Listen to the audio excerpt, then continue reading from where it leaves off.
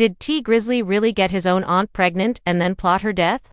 The rumors are messy, and today we're tearing into every twisted detail of this unbelievable story. Back in 2016, JB walked away from her job just to manage T, determined to push him into rap stardom. She was the only family member who believed in him, and that's exactly why these accusations feel so shocking. Fast forward to 2019, when T and JB rolled up to his cousin's house in Detroit. JB stayed in the car while T stepped inside. Out of nowhere, a gunman rushed up, ripped the door open, and shot JB dead. The murder rocked everyone, and at first, people thought T was the real target, while JB just ended up in the wrong place at the wrong time. But just months later, T dropped a tribute track for JB, spitting, "I pray they don't go to jail. I want them dead." He claimed he was listening to the streets, waiting for a name, praying for confirmation. Those bars made it sound less like mourning and more like he was already playing a dangerous game. Say it, I don't care if it's the mayor million on his head. That's how T. Grizzley sounded on wax, like a man ready to declare war over JB's death. But when it came time for his first interview after she was murdered, something just felt off. Instead of grief, T was sitting there playing Call of Duty, barely looking up, acting more locked into the game than into the tragedy that took his closest family member, the very woman who built his career. His tone, flat, almost bored, like recounting her final moments was just background noise. And here's where it gets sketchy. Months before that interview, T was out here talking tough, bragging he'd put money on the shooters' heads, swearing he didn't want cops finding them first. But then suddenly, on camera, he flipped the script. "My people told me I gotta be emotional, right? You can't just act. Let the police handle it. So I just let the police handle it." Sure, people grieve differently, but this wasn't grief, this was contradiction. And then came the bombshell. July 2025. News broke that a man tied to 600 Wuthong had officially been arrested for JB's murder. A 600 affiliate named Wuthong was officially arrested for killing JB. The wild part, cops had been on him for years and even caught him with the actual murder weapon way back in 2020. But somehow, the news only surfaced and Wuthong's lawyer wasted no time throwing out insane claims that T. Grizzley himself played a role in JB's death. See, T came up out of Detroit, but once he blew up, he started locking in with Tay Capone from 600. He even dissed one of their rivals on an unreleased cut of No Effort, rapping extendo on the Glock, that underscore long as a pogo. Let Durk music get you hype and join JoJo. After that, T got tight with Lil Durk and his whole crew. But his closest tie into 600, that came through Buey 600. So when Wu-Tang got booked for JB's murder, most assumed it meant T and 600 were on opposite sides. But nah, the rabbit hole goes way deeper. Wu was already caught with the same gun that killed JB and the whip used in the hit years ago. And according to Chicago rapper King Uella, the streets already knew who pulled the trigger. "I knew about that in the feds. Man, y'all ain't know. Y'all wasn't tapped in. We heard about that way before." And here's the kicker: when was the last time you saw T and Durk side by side like before JB got killed? Exactly. Before JB's death, T. Grizzley and Lil Durk were practically inseparable best friends moving everywhere together. But after the murder, that bond quietly vanished. As King Yella put it, "I was in the feds. I heard about that way before. Y'all acting brand new like you ain't know." He even clowned Wu-Tang, calling him a goofy Wu-Thing, do things, shoot things, I don't know. All I know is he's locked up in Detroit for T's auntie. And if Yola and the streets already knew who allegedly pulled the trigger, then you better believe T. Grizzley did too. So why has T been moving so suspicious ever since? Despite JB's death, he still kept rocking with Durk OTF and the 600 crew. In 2023, Durk even gave T a subtle shout on his track 300, spitting, "You ain't my blooder. Then you can't listen to T. Grizzley and me." Sounds friendly enough, right? But then came the real sting. "You a gangster around her, but you ain't gangster around me?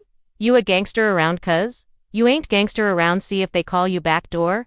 Man, you get from around me." And that line sparked the ugliest rumor yet, that T actually backdoored his own aunt, using 600 shooters to pull the hit. Fans swear he even low-key confessed in his tribute to JB when he rapped, "Look how they try to do me, but got JB." That jealousy so real, that hate so deep. But then T. Grizzley flipped the narrative, claiming the shooter saw it wasn't him and still chose to kill JB, rapping, "Man, That envy underscore so real. You make it out these streets, you saw it wasn't me, and still shot. What'd she do to you? But here's the problem, how could T have possibly known the shooter recognized JB, and not him? That track dropped right after her death, when nobody even suspected JB was the actual target. It felt like T was trying to get ahead of whispers, before they even started. He doubled down with lines like, "Hey JB, I wish I was sitting outside with you. In that back with you. You know your favorite rapper would have never let them guys get you. I would have shot him, left him dying in the street, wouldn't have ran, would have smoked the runs. Watched that man go to sleep, and you think they came for her? Man, no, they came for me." The contradictions only deepens suspicion. But then comes the real head-scratcher. Why on earth would T want JB dead in the first? ASBH, dropping tracks on YouTube as far back as 2011. But the streets pulled him under.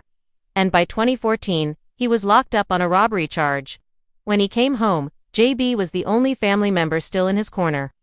With his mom serving 20 years on drug charges and his dad murdered in 2012, JB stood as his lifeline, the one pushing him to chase music instead of destruction.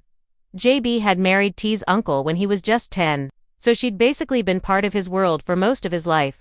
When T came home from prison and decided to chase rap for real, JB didn't hesitate. She quit her own job to manage him. She even fronted the cash for his first day out video. The very track that blew him up and scored him a deal with 300 Entertainment and Atlantic Records in 2017. JB wasn't industry at all. But she learned fast, even picking up other artists like Sada Baby to manage. She stayed in the shadows, fixing T's hair before interviews, keeping his image sharp, and pushing him forward.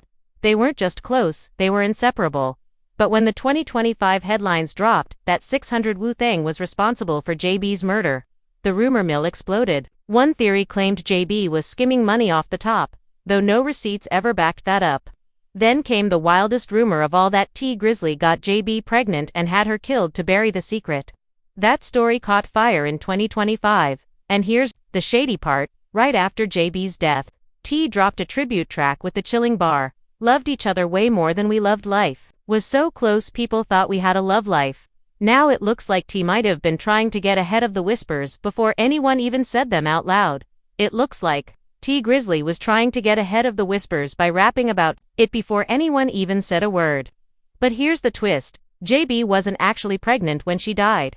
That only came out because 600 Wu-Tang's defense lawyers dragged T's name into the case, claiming he ordered the hit. Prosecutors fired back with a coroner's report proving JB wasn't pregnant at all. Still, that doesn't erase the other ugly rumors. Some sources insist that once JB's husband got locked up a few months before her death, T started secretly messing with her. They weren't blood-related, but she had been his aunt since he was 10, and that makes the whole situation scandalous beyond belief. Now, T has always claimed the shooters were aiming for him, not JB. But that story collapses once you look at the details.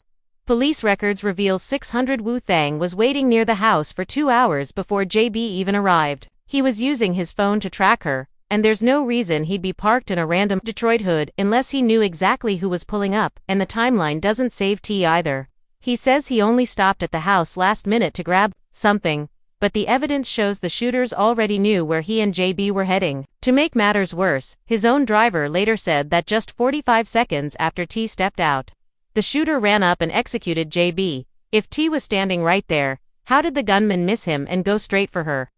T. Grizzley hopped out of the car, and just 45 seconds later, the shooter pulled the door open and executed JB, which means T was almost certainly still outside when it happened. And, let's be real, there's no way the gunman didn't notice him.